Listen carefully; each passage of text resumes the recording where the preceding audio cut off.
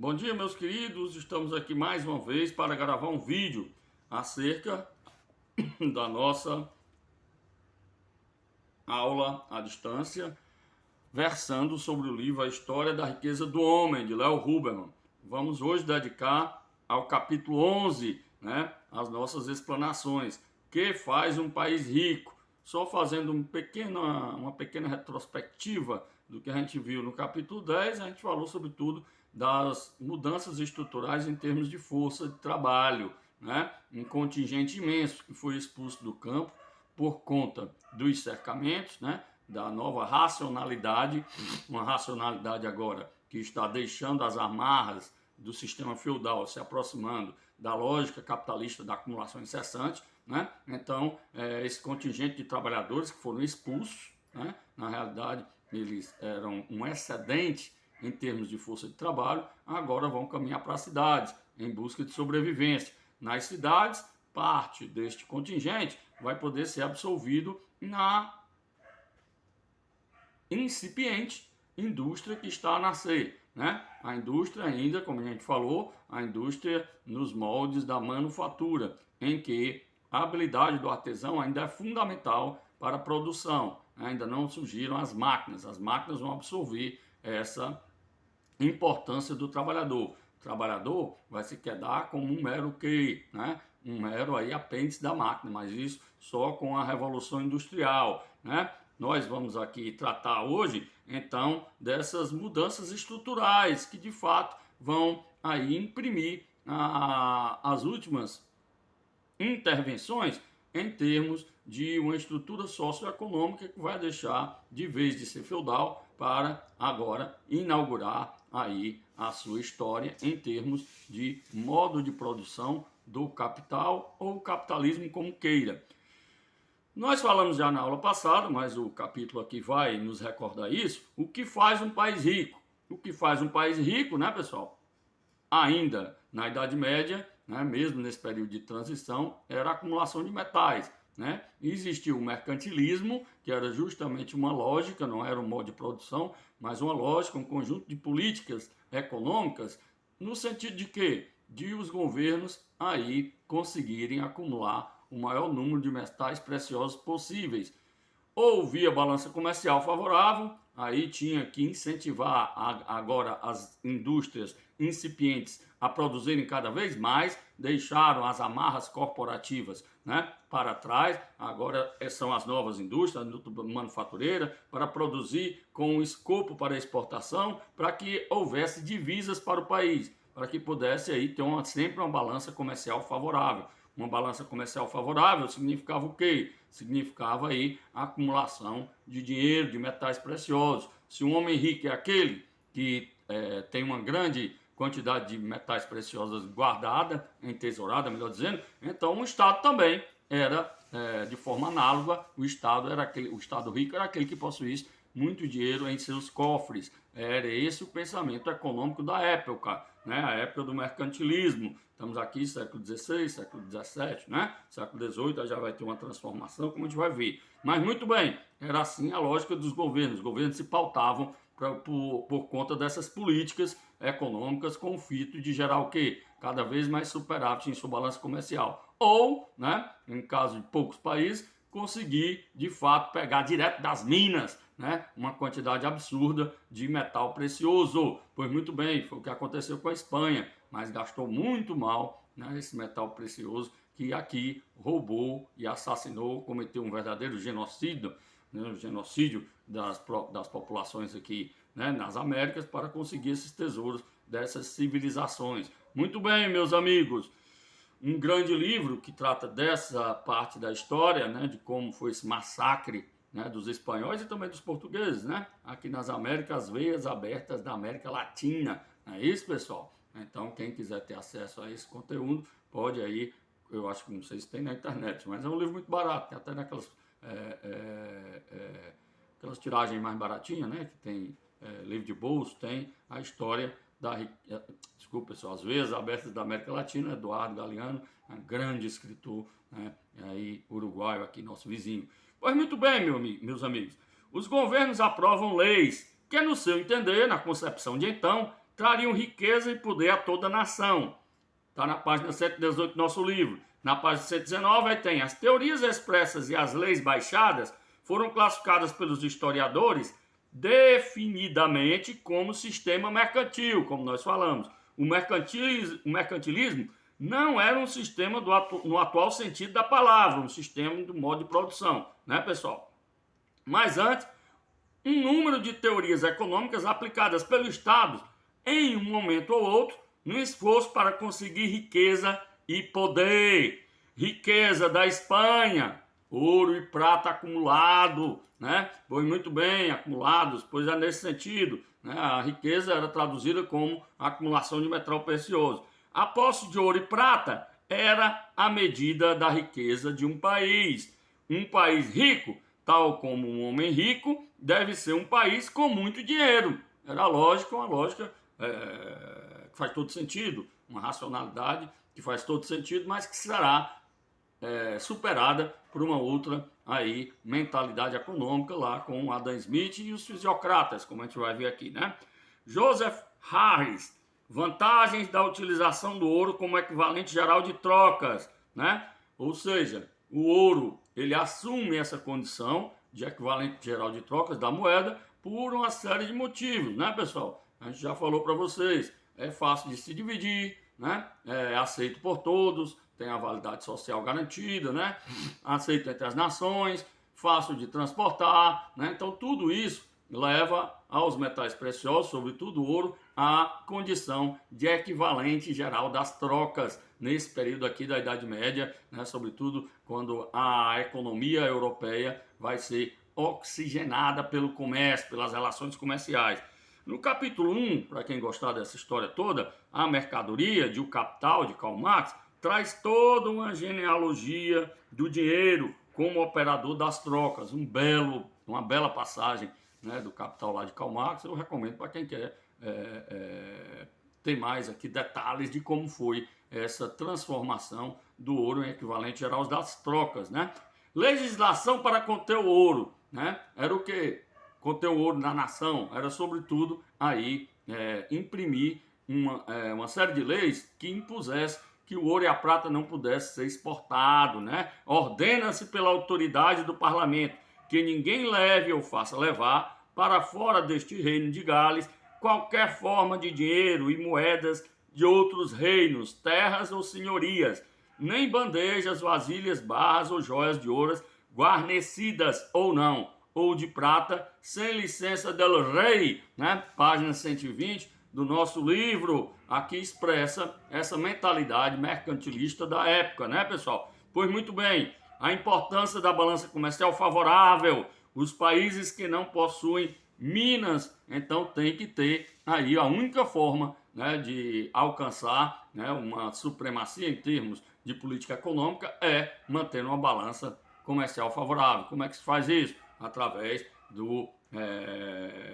de se tentar, né, conduzir políticas, diretrizes que levem a exportação superar a importação. Por quê, né, pessoal? Porque aí eu vou ter uma reserva em ouro. Se acontecer o contrário, e os países que eram deficitários, né, por exemplo, por muitos anos, né, Portugal teve uma balança comercial deficitária com a Inglaterra, né, sobretudo a partir daqueles acordos esdrúxulos que tinha, né, um importava pano, outro exportava vinho, né, panos e vinhos. Nesse sentido, evidentemente que pano é um valor agregado, né, ou seja, produzido já não é escala, ganho de escala capitalista mesmo, na indústria manufatureira, como nós vimos, né, e o vinho ainda é um produto que confere um pouco valor agregado, ou seja, tem pouco valor sintetizado nele. Nessas relações, há o que os economistas chamam de deteriorização dos termos de troca. Em outros termos, Portugal vai perder.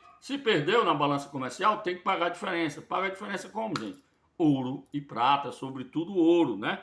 Única maneira de fazer com que muito ouro seja trazido de outros reinos para o Tesouro Real é conseguir que grande quantidade em nossos produtos seja levada anualmente além dos mares e menor quantidade de seus produtos seja para cá transportada. Também aqui uma legislação da época está na página 121 do nosso livro, bem expressa esse momento, né, mercantilista, a necessidade de uma balança comercial aí favorável. Pois muito bem, o monopólio do transporte de ouro e prata pela Companhia das Índias Orientais, como a gente já falou também, né, para se conseguir realizar essa empresa de transportar mercadorias de ouro e prata além mar, né, aqui do continente americano para a Europa, precisava de toda uma estrutura, né? Não era um investidor, né? Então vários investidores aí consorciados começaram a surgir por conta disso as grandes companhias. A Companhia das Índias Orientais foi uma delas, né? Sobretudo aí com muita influência do capital holandês nesse período aqui. A Holanda era uma grande potência, né? Reinou como a maior potência da Europa por muitos anos nesse período aqui mercantilista, porque tinha muito capital, né? Antuérpia era o centro financeiro da Europa, como nós já vimos, né? Thomas Moon, o que esse pensador vai dizer? O recurso comum, portanto, para aumentar nossa riqueza e tesouro, é pelo comércio exterior, no qual devemos observar esta regra, 2 pontos, vender mais aos estrangeiros anualmente do que consumimos de seus artigos, porque a parte de nosso estoque que não nos for devolvida em mercadorias deverá necessariamente ser paga em dinheiro. Qualquer medida que tomemos para obter a entrada de dinheiro neste reino, este só permanecerá conosco se ganharmos na balança de comércio, né? Evidentemente que isso aqui vai ter, ao longo dos anos, o pensamento econômico, né? Vai ter uma sofisticação, não é só mais a balança de comercial, nesses termos que o Thomas Moon está falando, né? Mas, sobretudo, tem outras contas, né? Se chama balanço ou balança de pagamentos, né? É uma série de contas que não é só a balança comercial para agora aferir se o país está bem com suas finanças em termos internacionais ou não. Mas nessa época aqui era só a balança comercial. A relevância do estímulo à indústria leva à produção de manufaturas possuidoras de mais valor, ou seja, valor agregado, estímulo ao comércio, balança comercial favorável. Essas coisas se entrelaçam. Vamos repetir, ó. Relevância do estímulo à indústria, sobretudo à indústria nacional, produção de manufaturas possuidoras de maior valor agregado, ou seja, que tenham mais trabalho sintetizado, somas de trabalho, né, pessoal? Aí não só a soma do trabalho manual do homem, mas também a soma das ferramentas que são utilizadas, a tecnologia entrando aí nesse somatório. Estimular o comércio, evidentemente que para produzir mais a gente tem que estimular o comércio, sobretudo o comércio exterior, para que redunda, né, numa balança comercial favorável. O grande objetivo era esse, né? Novos prêmios governamentais como incentivo à produção industrial, tarifação dos produtos importados, era outra medida também, né, que fazia com que se importasse menos, né, mas aí teria um abalo nas relações comerciais, né, então era uma medida protetiva, né, da saúde financeira dos reinos, tarifação dos produtos importados. E os governantes, né, aí estimulando a produção e a tecnologia. Vejam bem, isso aqui antes até do surgimento do maquinário. Imagine quando surgem as máquinas, né? Aí que há mesmo aí um grande esforço em tecnologia e produção de ciência. Essa medida para evolução dos países, né, para que os países tornem aí economicamente desenvolvidos, ela não mudou, gente, né? País como o nosso, que é eminentemente produtor de commodities, ele está fadado a ser um país, como dizem, né, os leitores, né, de uma escola econômica, a escola econômica, né, da dependência, a ser subdesenvolvido, né, pessoal? Ou seja, ele sempre vai estar na segunda e na terceira divisão aí dos países desenvolvidos. País rico é aquele que investe em tecnologia, em produção, sobretudo produção intelectual também, lógico, mas produção industrial. Todos os países que hoje, né, estão no grupo, seleto grupo que a gente chama de economias centrais, passaram por esse período histórico de aí incrementar a sua indústria através de quê, né, pessoal? Ciência e tecnologia. País que não investe em ciência e tecnologia fica para trás. Estamos em meio aí à vacinação. Vejam quais são os países que estão vacinando mais, aqueles que estão vacinando menos, aqueles que estão na retaguarda. A grande maioria é aqueles que têm mais tecnologia. Por quê? Não é difícil, né, compreender, é porque são mais ricos, né, pessoal? Tem mais recursos, né? Pois muito bem, meus amigos, importação de talentos é uma medida também do governo para atrair força de trabalho qualificada, ou seja, o capital humano, entre aspas, do século XVI e século XVII, ou seja, né, são medidas para incentivar a importação desses grandes talentos que estão aí em outros países. Nesse período aqui já existia esse esforço, né? Contrapartida à importação de talentos, também existia a expulsão por motivos religiosos de trabalhadores qualificados. Nós ainda estamos aqui na transição, bem entendido, né?